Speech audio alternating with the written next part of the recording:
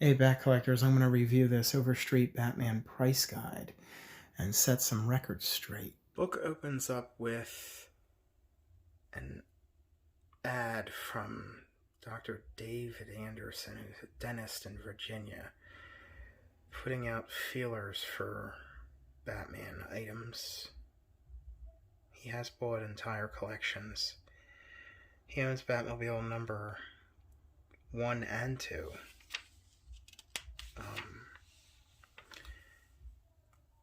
Turn the page and then you get this 2-page ad for Hakes auctions, and they're showing you some of their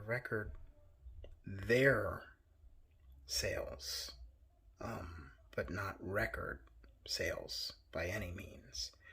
But there's the ideal JLA playset, which, they sold an example for $10K. That was back in 2005, I believe. But in 1995, another example sold through Toy Scouts in Akron, Ohio. That was Bill Brugman. It was advertised in Toy Shop magazine, and it was believed to be the only existing example in the world, and it was actually incomplete. It's actually pictured in the book by Les Daniels, The History of Batman, from 1999. That example sold for $26,450. And there is the Batman playset, $10,247. I can't argue with that price. Though this here for the Batmobile Rider marks 1966. $2,796. I know that thing is sold for more. Now this, the Ideal Captain Action Batman first issue from 66, without the flicker flasher ring, I've seen those sell for $3,500 and up.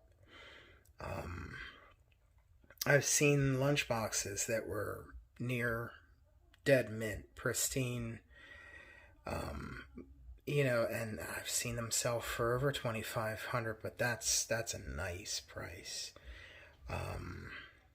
This here, the removable mask Robin on Kresge card, great piece, and definitely a grail for sure in the world of Mego as well. I've seen that go for over $13,000 because back in 2006, through Morphe Auction House, Leonardo DiCaprio gave money to charity after he consigned a bunch of items that he had collected over the years, and that was one of them. It went for over $13,000. This here, when I seen that, I was really surprised, but I guess the market can fluctuate, and it looks like they never sold another Ideal 66 Batman utility belt for more than $8,478. I mean, that's not too bad, but it is, though, because in 2007, another example on eBay went for $16,662.62. That was back in November of 2007, and some of the longtime Batman collectors were still in the game, including Ben Novak Jr., who tried to get it, so he drove up the bidding. But it wasn't a record sale because there was another one that sold privately that someone sold to a collector that left the hobby, and he sold it privately to him for $26,500. And the rarer Australian variation I actually snagged for $23,000. $8,300 on eBay in 2010. And plus I've sold other examples for more than this, and I'm not an auction house. I'm just one guy. The book does have sections on the more popular villains. Joker, First Origin, Tech 168, Joker 1 of 9 issues before it was canceled in the 70s, The Laughing Fish, The Killing Joke, Harley's first appearance, an origin in main comic continuity outside of the animated, that is.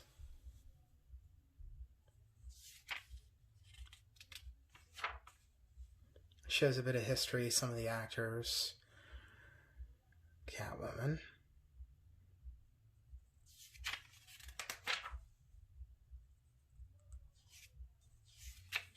Famous wedding cover. Julie Newmar.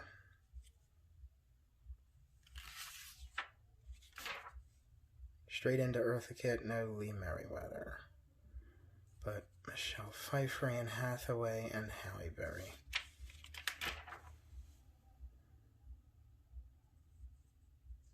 No images of the first screen Catwoman. Harley Quinn, first appearance, first origin.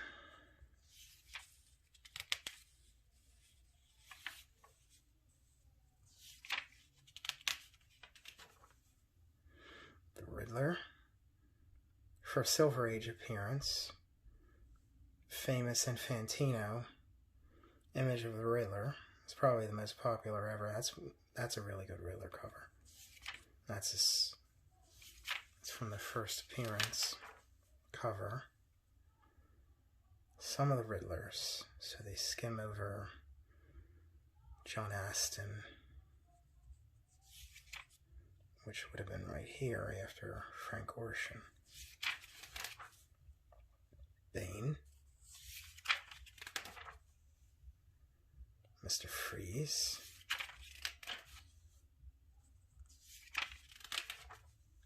the Penguin. Strangely, they don't show his first appearance.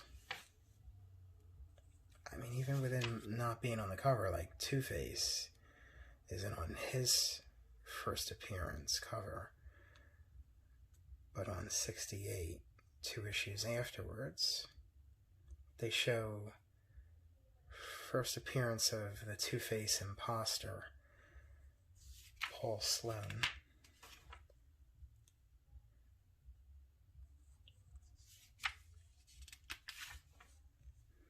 Poison Ivy.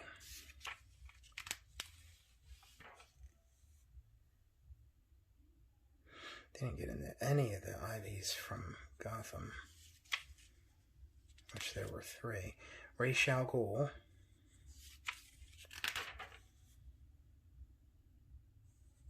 Son of the Demon.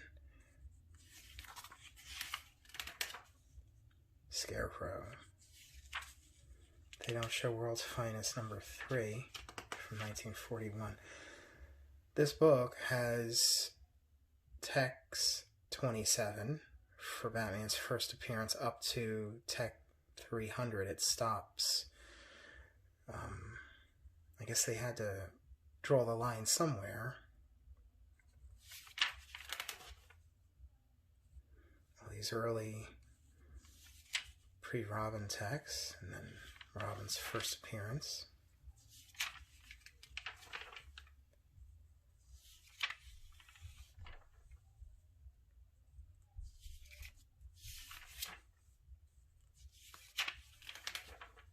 Some really cool covers here.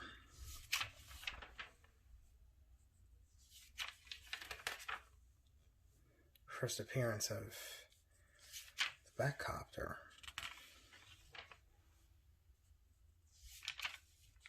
Great Two-Face cover. 187.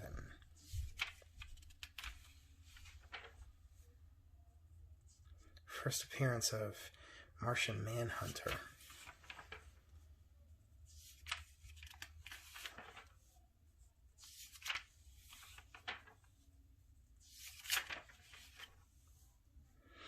I wish it would have continued. I mean, there were so many great techs after 300. Even worse, actually, like the detectives cut off at 300, the bats cut off at 250. It's still enjoyable to see the early single digits. That's a great Joker cover. Number 23.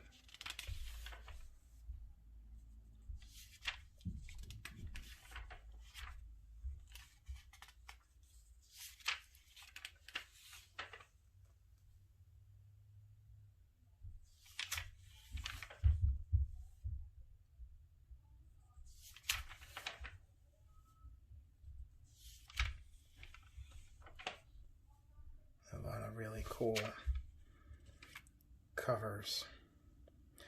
That one there that's like the sort of like the pre-Man Bat. I always love this cover. 135.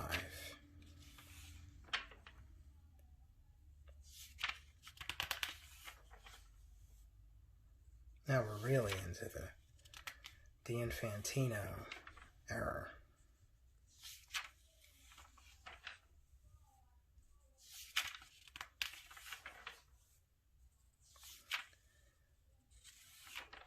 Now we're into the Adams. And then we cut off right before Neil Adams' famous 251 Joker cover.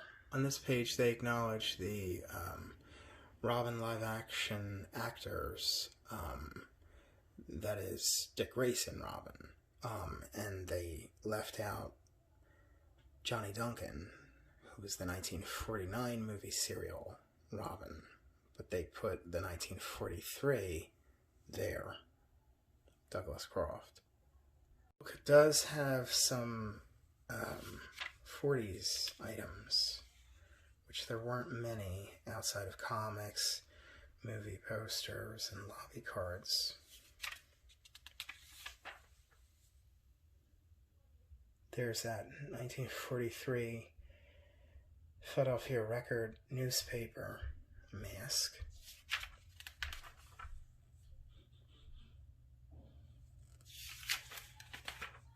Then we go into the Adam West. Some of the Adam West items. We go right into the Tim Burton, Joel Schumacher era.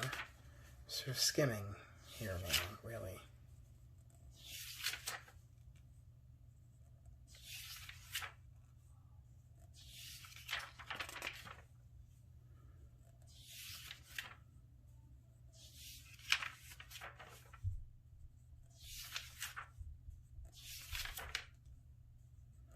Now we go into the Nolan trilogy.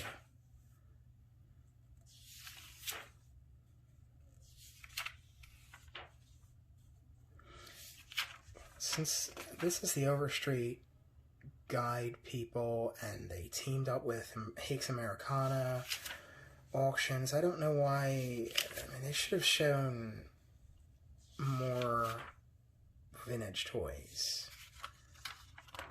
I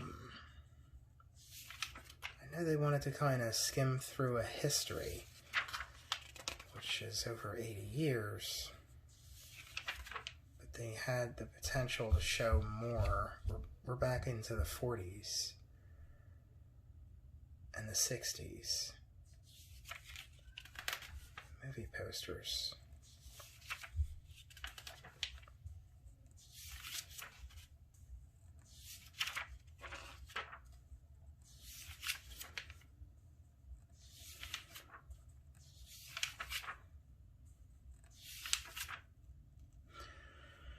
Then we get into the video games, which have been skyrocketing to ludicrous prices. For my taste, the best section of this book is when you dive into the 60s Batman toys. They don't concentrate much into the 70s.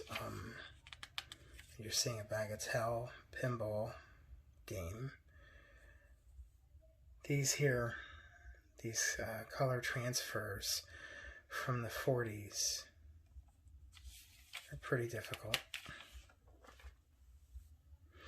Batmobile Rider. You got a Mark's tin Batmobile. Obviously the Captain Action Batman, Action Boy Robin. They should have shown one with an outer box, but they issued this like this as well on a mailer, and they're showing you that. I mean, and they're giving you this price range, which seems fair, but if it had the outer box, then you would be looking at like, you know, $4,500 and up.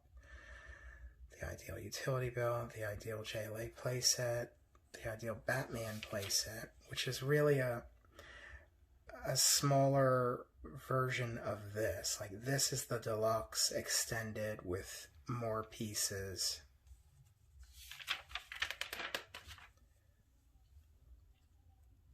And there you have the 4-piece figure set, the Transagram Batmobile, Aurora Batmobile model kit, the Corgi gift pack with the rare red tires on the Batmobile, Joker disguise kit, which they also made a Penguin and a Riddler.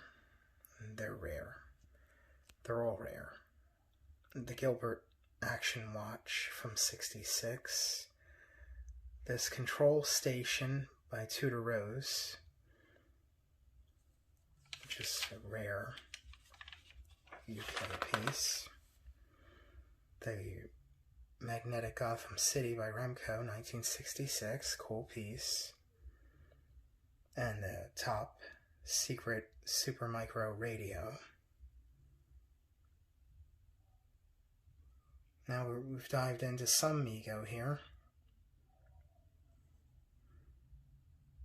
Nice to see the Bat Cycle on card. The Mobile Bat Lab.